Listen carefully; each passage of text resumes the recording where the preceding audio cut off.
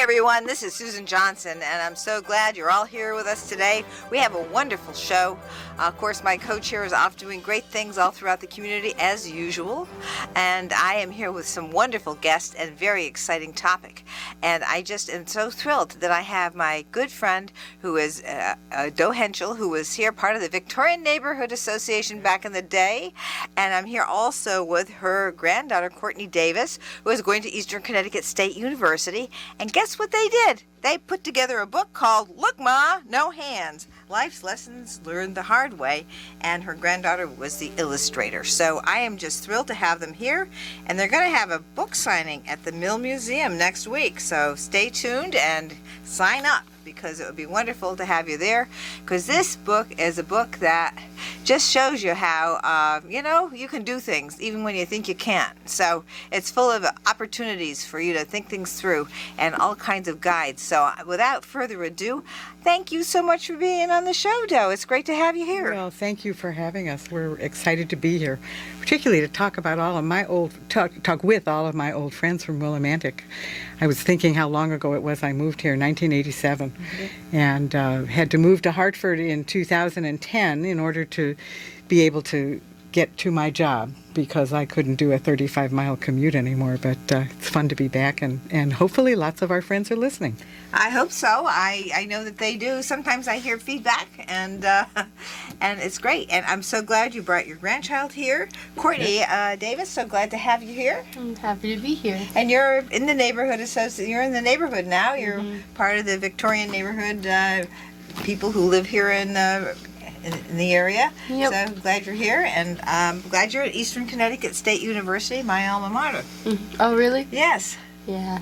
It's fun. I live off campus now, but yeah, I'm a full-time student at Eastern. Courtney actually lives in a Victorian house that is converted and into 2 apartments, and 9 women live there altogether, 3 on the first floor and 6 on the second and third floor. Yep. Courtney's on the second and third floor, and it's a beautiful Victorian house that has been really well taken care of and remodeled for the students. Yeah, she lives at the end of the street. I used to live on so anyway, that is great, and I know just the house you're talking about, and they have done a lovely job with that house. Everybody says that. They have. We're very, very excited that they did that nice work. It looks beautiful. And you illustrated the book I did. For your Grammy. So tell us how did that happen? It was not a planned thing. It was more very spontaneous.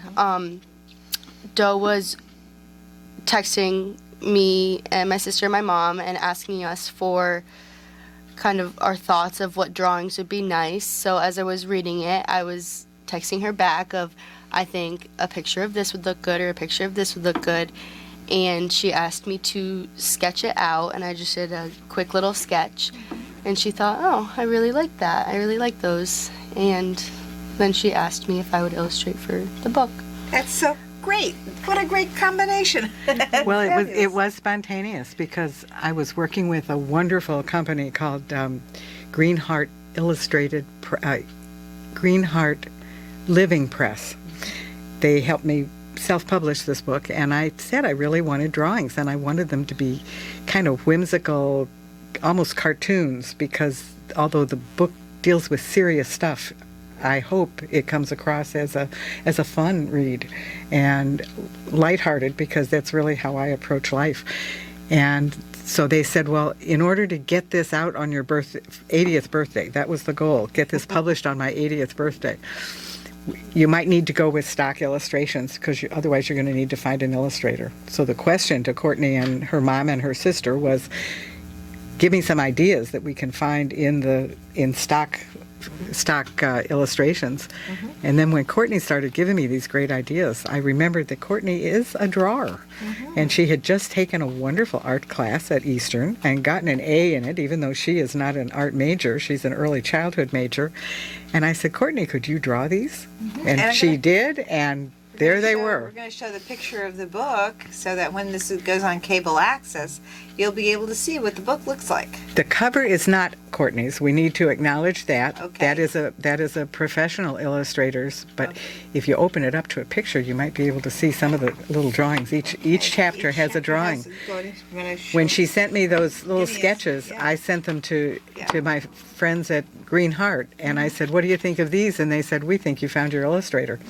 So this is Grandma and Granddaughter, our first book.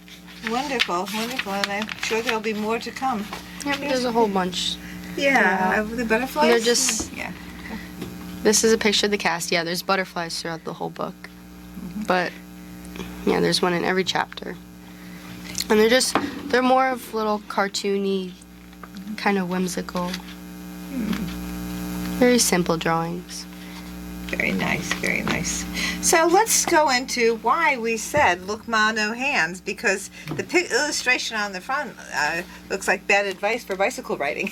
Yes, yes. But that's what we always used to say. I remember when I was riding the bicycle, I used to say, "Oh, look, I can do this without hands." But but anyway, it wasn't really about your bicycle riding. Oh, but it was. Well, it was, but it yeah. was, yeah. Um, So yeah, tell us about what happened. It didn't happen because you were without hands.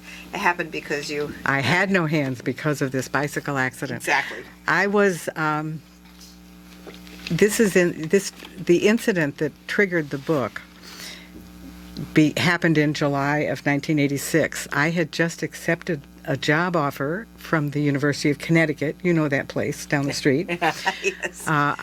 July of 1986, I was offered the job of Dean of the Division of Extended and Continuing Education. It was the biggest job I had ever had.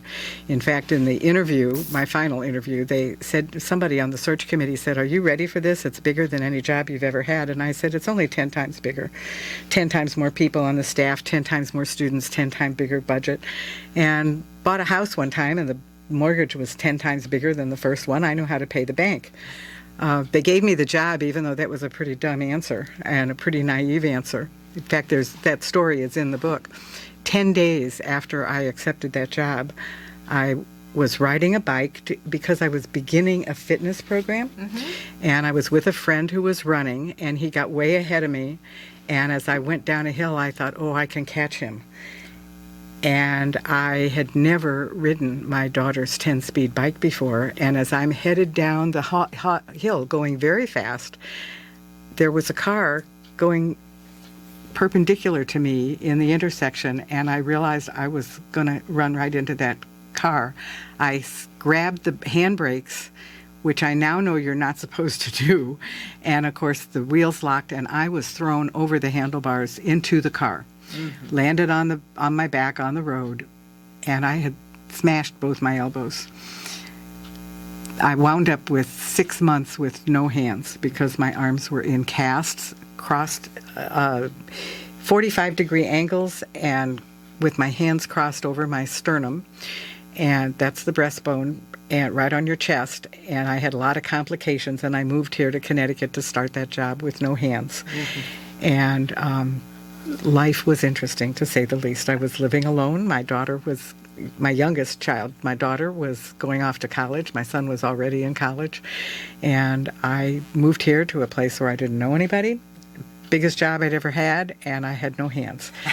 People told me for years I should write a book about my experiences and what I learned as a result. And I did write a book in 2022. And it's a wonderful book.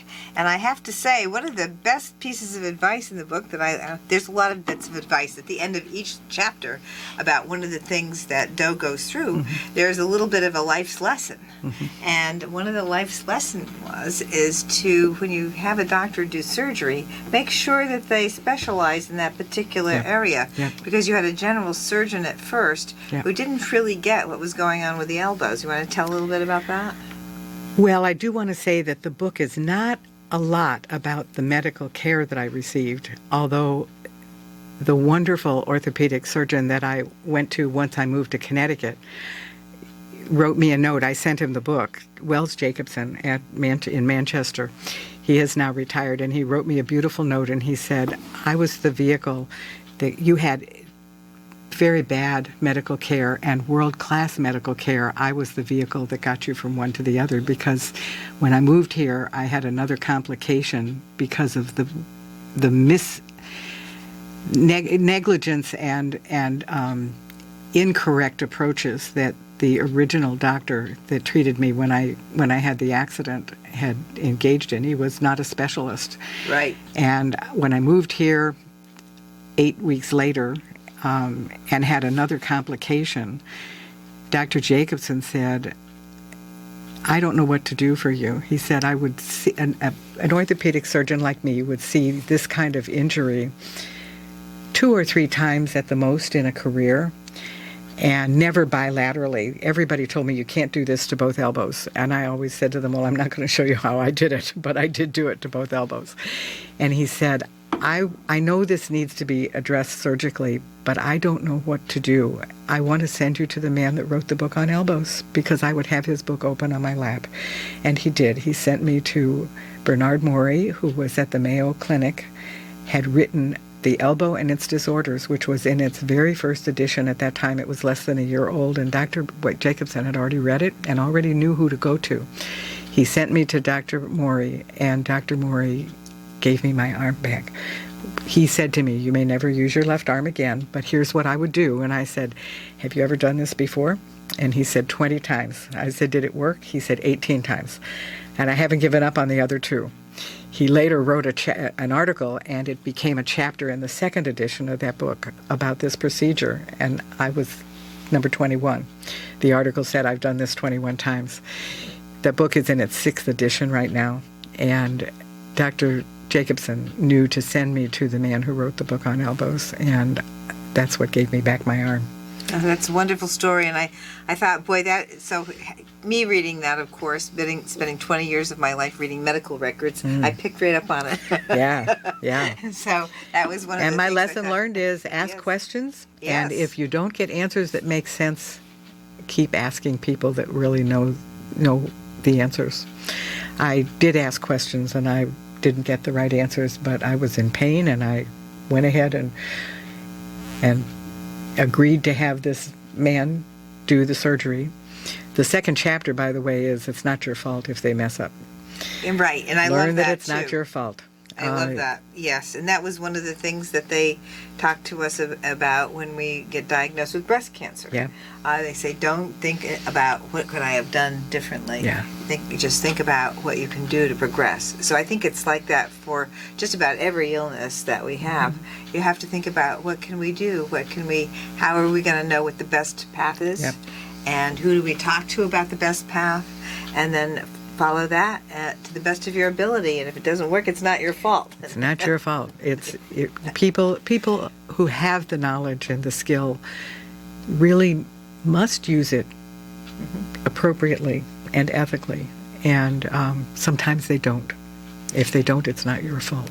And the other thing that that was delightful to see is, like, be glad when the doctor says, I don't know, and move on. And I love that as well. Yeah, one lesson is trust the doctor who knows what he doesn't know. Yeah. And I could say you could apply that to any profession. That's exactly Anybody right. who, whatever they do, trust them when they say they don't know. It's a good thing to say, I don't know, because it's a really wonderful way to make sure that... Courtney is preparing to be a teacher, studying early childhood at Eastern. Can you identify with that? Courtney, if you're going to be the teacher, what do you do if you don't have the answer? Do you know? I'm putting you on the spot here. It is on the spot. Well, I'm going to be working with little kids, little tiny kindergartners around that age. So you're likely to know the answers to most things they would ask. Yeah, and so I've worked with kids that age for the past 2 years. I don't know if I've gotten a lot of questions that I don't know, but I've definitely gotten questions that I don't know how to answer for kids that young. I don't know, that is a hard question. Well, it's a question that I asked when I finished my doctoral program and was immediately offered a position on the faculty at the University of Wisconsin-Milwaukee. I panicked because one day I was a student, and then I walked down the aisle, and they put the hood over my head, and now I'm Dr. Henschel, and I was going to be on the other side of the desk, and I called a friend who was well into her career as a professor, and I said, "What do I do when nobody expected me to know all the answers when I was a student, and all of a sudden I'm the professor, and they're going to think I've read all those books. That's not what I'm going to do in the next 4 weeks." And she said, "Don't ever try to fool anybody. Be honest. Acknowledge that you don't know the answer." And I have found that really works. And that's the lesson. Trust those that know what they do not know. And even if you're a teacher, when you acknowledge that you don't have the answer, you invite the learner to find the answer with you, and you become co-learners. And that's the beauty of education, and that's why I am still an educator at the age of 80. That's what I was going to say. I think it's a big group activity. That's right. You learn together. Yeah. Nobody ever knows everything they need to know. If they think they have you, they're in trouble. And we're in trouble too, because they think they've got all the answers. And Yes. nobody has all the answers. And acknowledging that I don't know that. This is something I've not encountered, or I don't know where to go. Let's find the answer together. It works. I think that's very, very good information, and it's really inspirational, really, for people to be able to say, "Hey, I don't know," and be able to move on and try and say, "Well, maybe we could try this or that." Yeah. But you just don't know when you're trying something whether or not it's going to work or not. For a first-time idea, it's really just an idea until you get to see how it plans out. Yeah. So, and sometimes it's important to try and express it as a first-time idea instead of this is what we should do. And I think sometimes you make the mistake of saying this could work and not really know. Since I retired from higher education, I've been I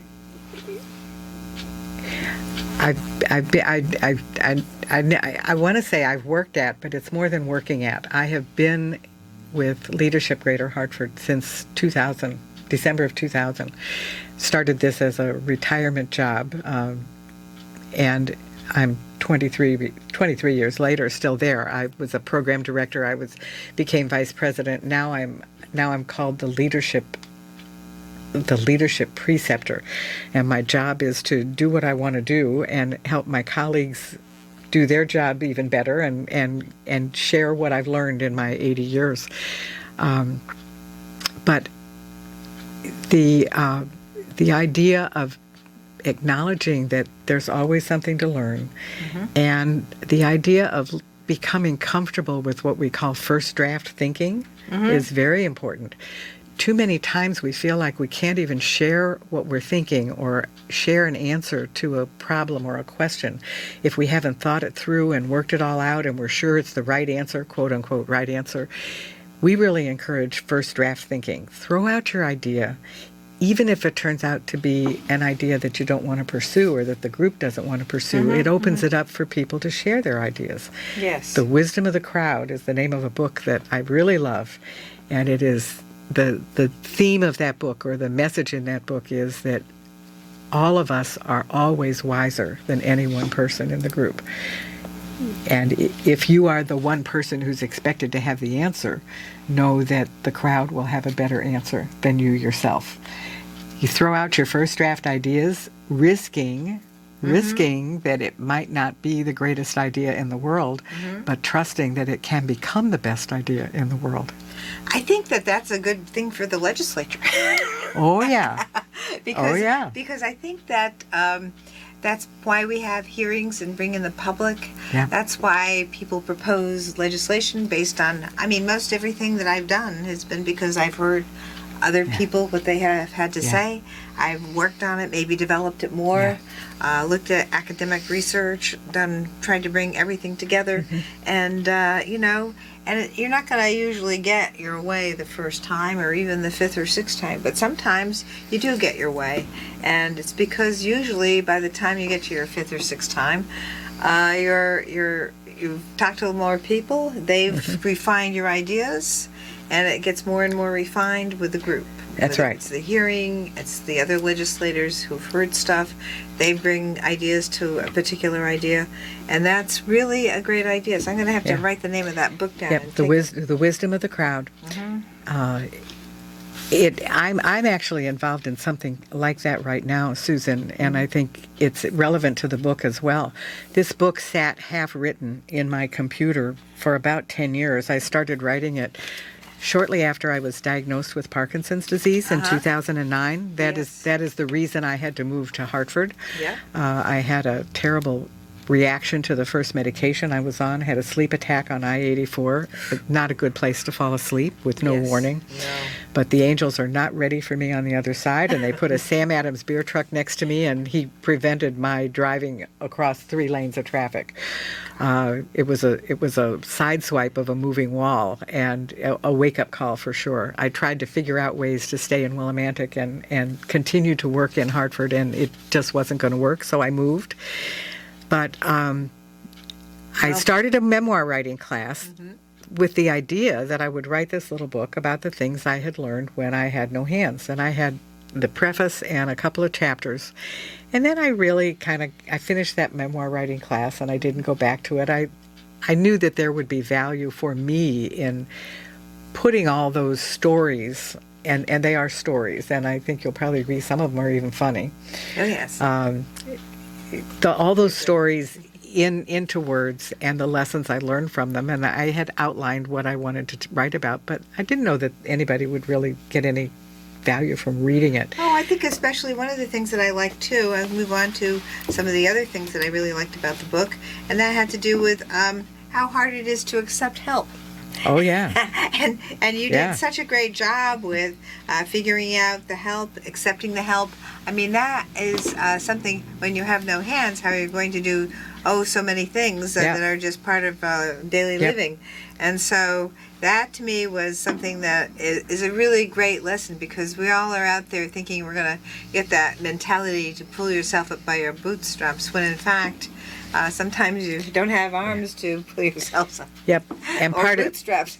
part of that lesson is that I also learned that it's a lot easier to accept help when somebody's very specific about how they can help you.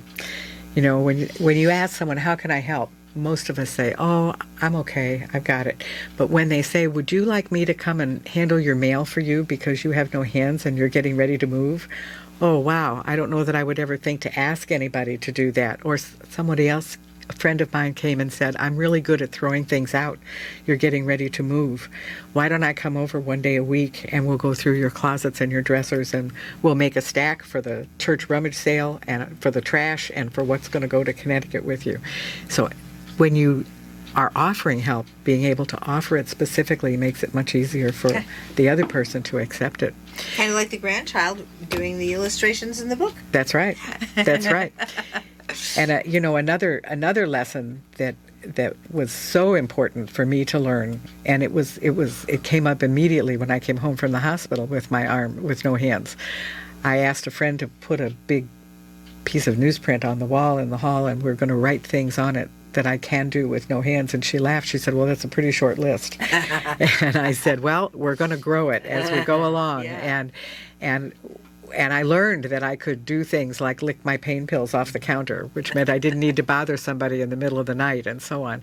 Celebrating what you can do really is important when you have any kind of limitation, and those are the things that have gotten me through Parkinson's. Mm-hmm. These lessons, that's what triggered me to begin to finish the book, if you will.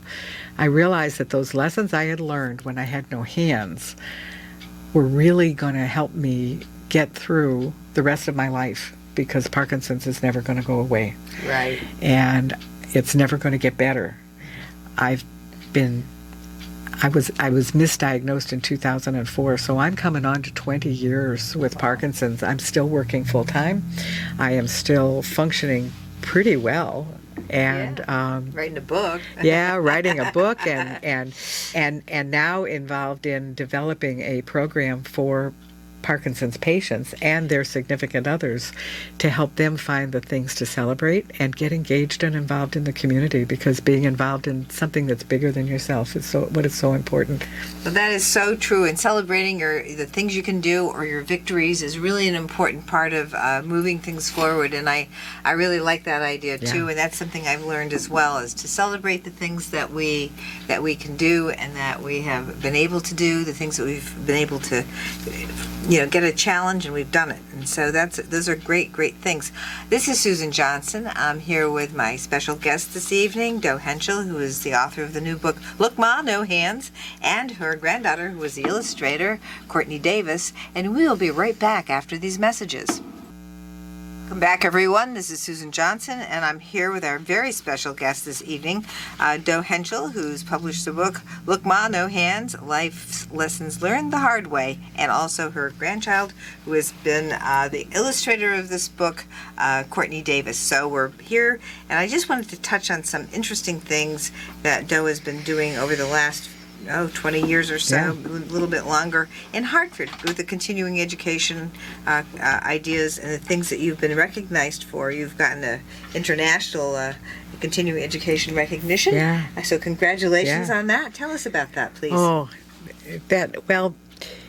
I spent most of my adult career in higher education, in continuing education. I was the dean of continuing ed at UConn from 1986 to 1995. Prior to that, I'd been a dean in the SUNY Brockport in the New York system, and prior to that, I'd been a faculty member at the University of Wisconsin-Milwaukee, and blah, blah, blah.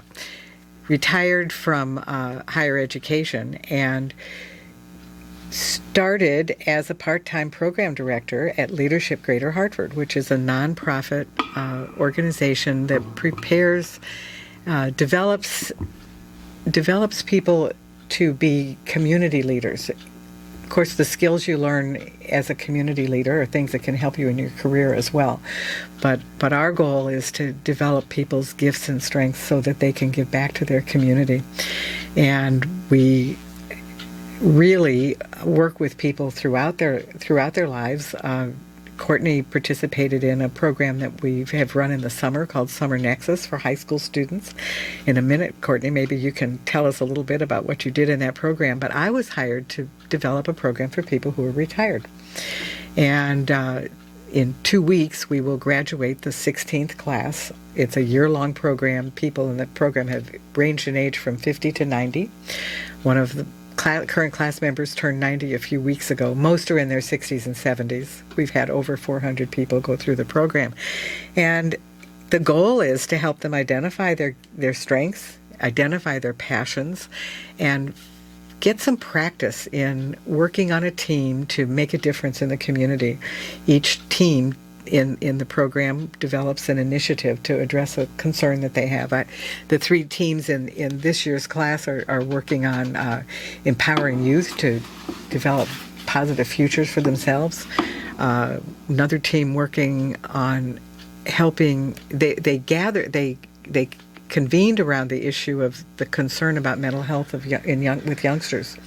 And what they're doing is their initiative is that they're working with middle school children in Hartford at Milner Middle School, and they are teaching a core of 7th graders mindfulness techniques and other stress reducing techniques. And these kids that they're working with are going to be the leaders in their homerooms to lead such exercises in their classes. I just want to ask you a question about that, because as I've mentioned to you before, I am working on mental health issues with legislators nationally. And one of the things that we've done here, which I'm pretty proud of, is we've done social emotional learning. Yeah. And we've got that program developed at Yale University. It's gone to the superintendents of schools.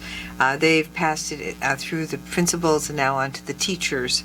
And I just wondered if that social emotional learning is part of the some of the information that people are utilizing at this point in time, because I think some of our difficulties have to do with interaction and having the correct way to, not the correct way, that's probably too rough a term, but having the smooth way, the way to, connect with people. Yeah. The way that makes people feel comfortable.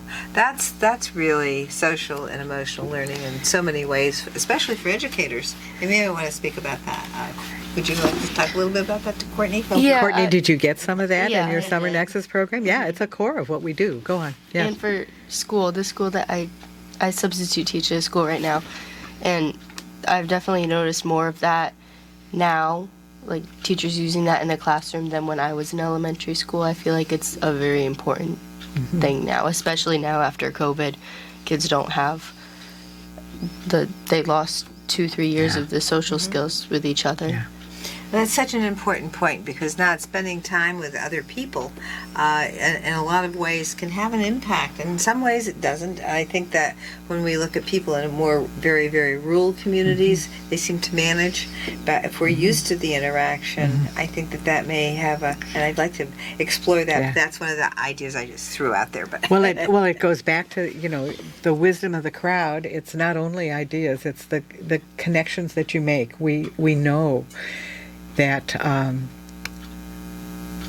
people who are connected to others, who have relationships, who know how to work in a group, who know how to collaborate, who have the comfort to participate themselves in groups, are going to be mentally happier. They're going to be healthier, and we now know that they're also going to live longer, and their later years are going to be healthy. There's a large growing body of research that supports what I've always said about the Third Age Initiative, which is my program for retirees. I've always said it's preventive medicine. You get engaged in the community and something that you care about, and there are studies that show you're going to add years to your life.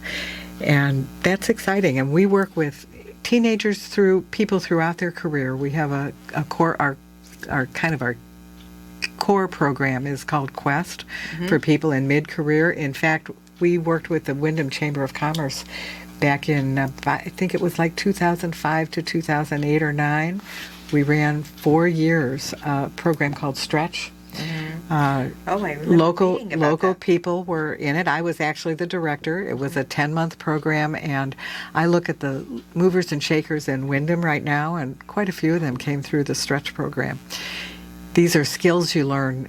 I would say an emphasis on what we teach in our leadership development programs really would fall under that umbrella of social emotional learning. Who am I? What is driving me? How do I stay positive and healthy in the work that I do, and how do I work with others? Courtney, what do you remember from your Summer Nexus program that might relate to that? So I was just thinking about that. I remember, my sister and I did it the summer of 2019, I think. Yeah, It's a week I long. think so. And I remember the first day that we got there, Andre, the man in charge, he asked us, how excited are you to be here?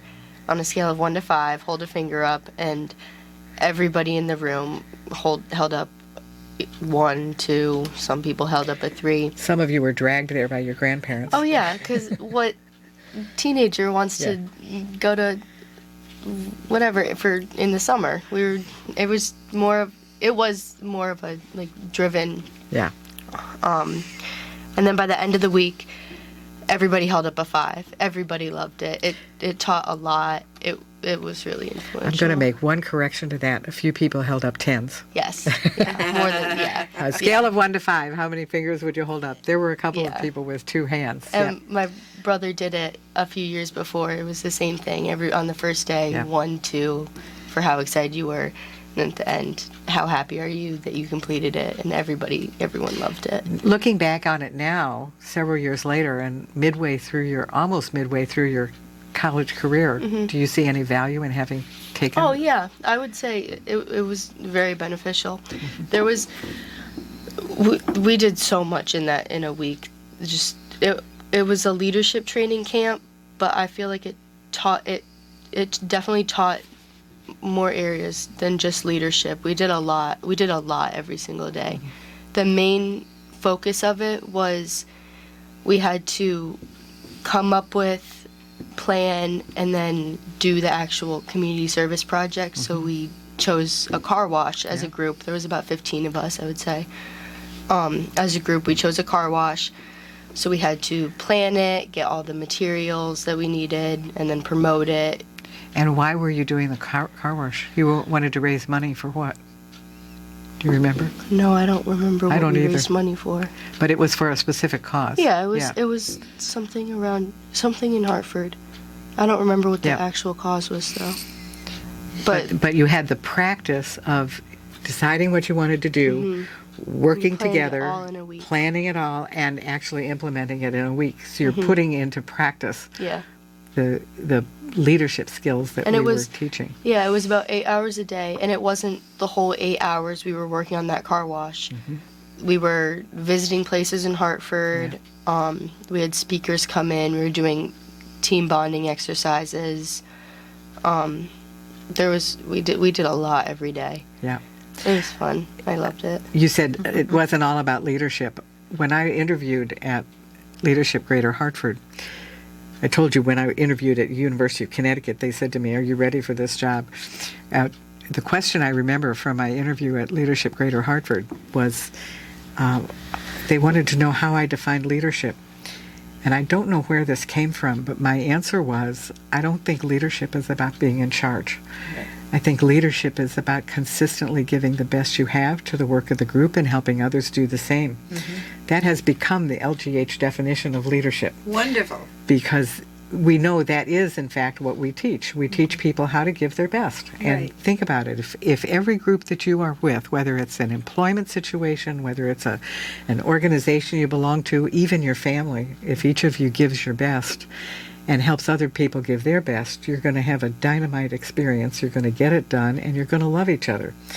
We think that's what life is about. And I cannot imagine retiring again. I absolutely love working in this environment, working with people who want to give back to the community, regardless of how old they are.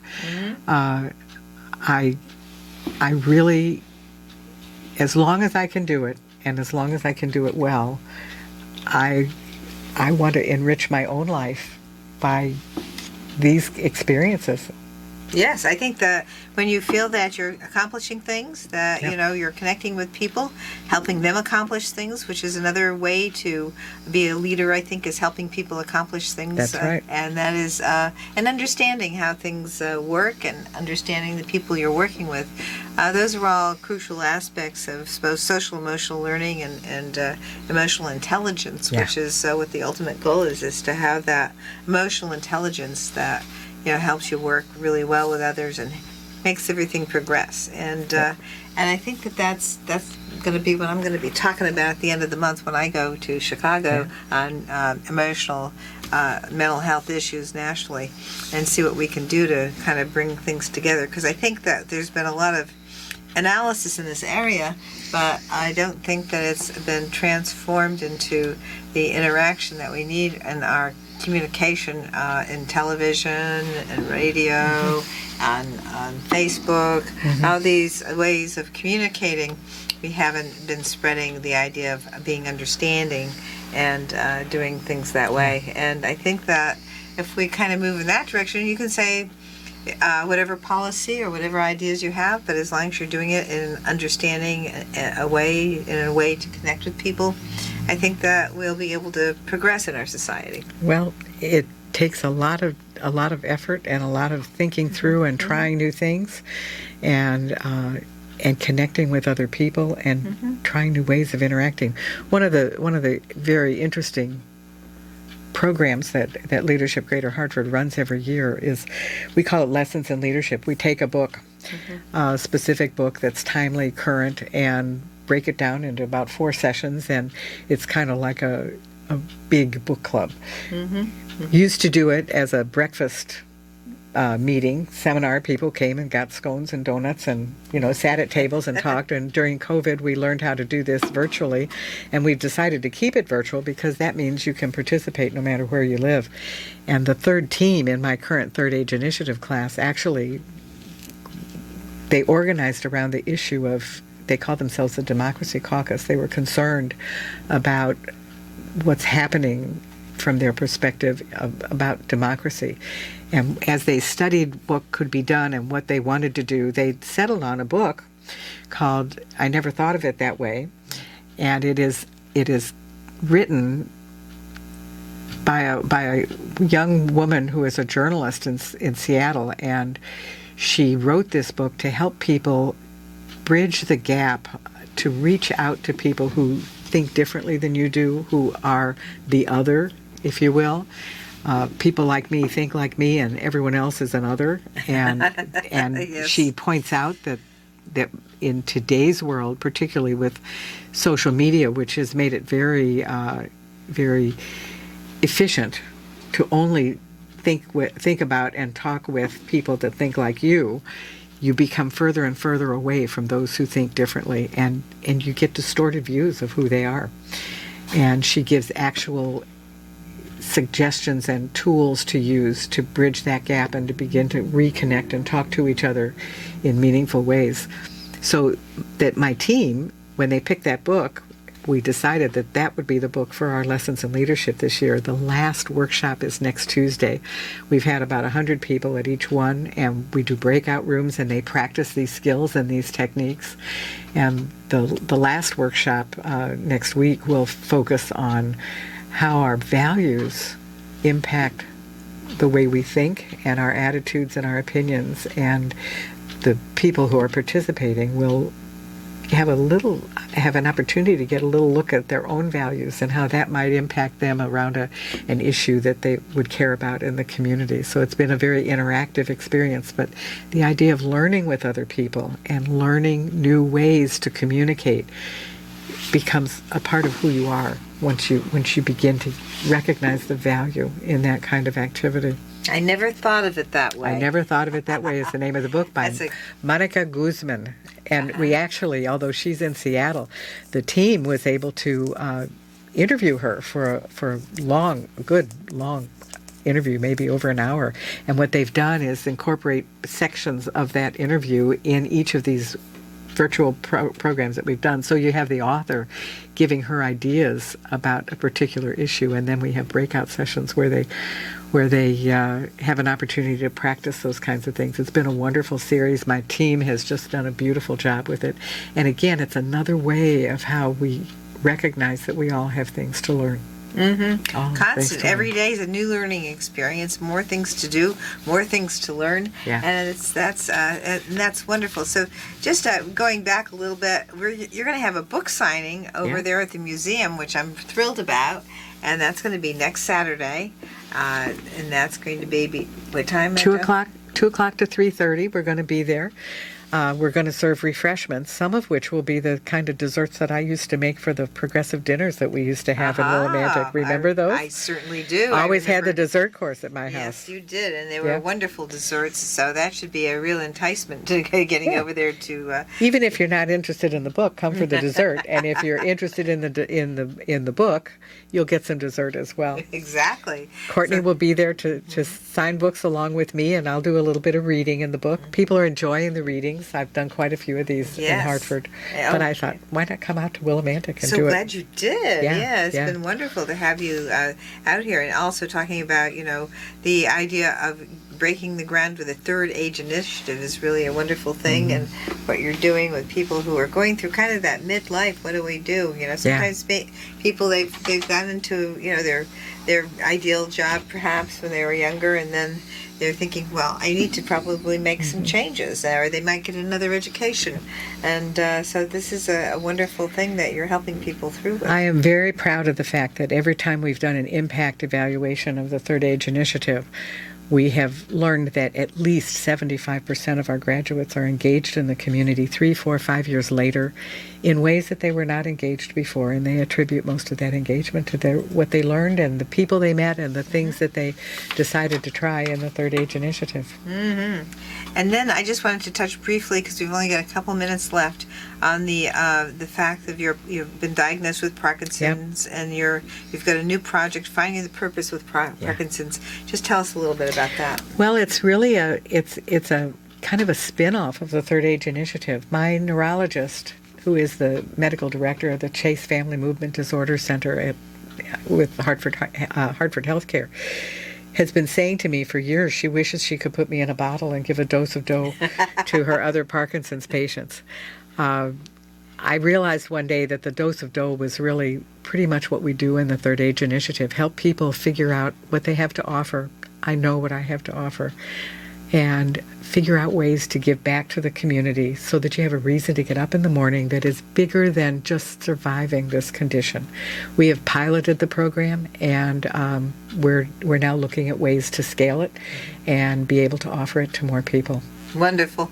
Well, I have to have everybody who's listening tell your friends, and please come to the Mill Museum next week and meet with Do Henschel. And look at the book, Look Ma No Hands, Life's Lessons the Hard Way, and also her granddaughter, who is Courtney Davis. She will be there, and they'll be talking about the book and serving desserts. And it is available on Amazon. The book, they can get the book on Amazon.com, and we'll have some for sale at the signing as well. Wonderful. Thank you, everybody, and look forward to seeing you all next week on a brand new show. Have a great week.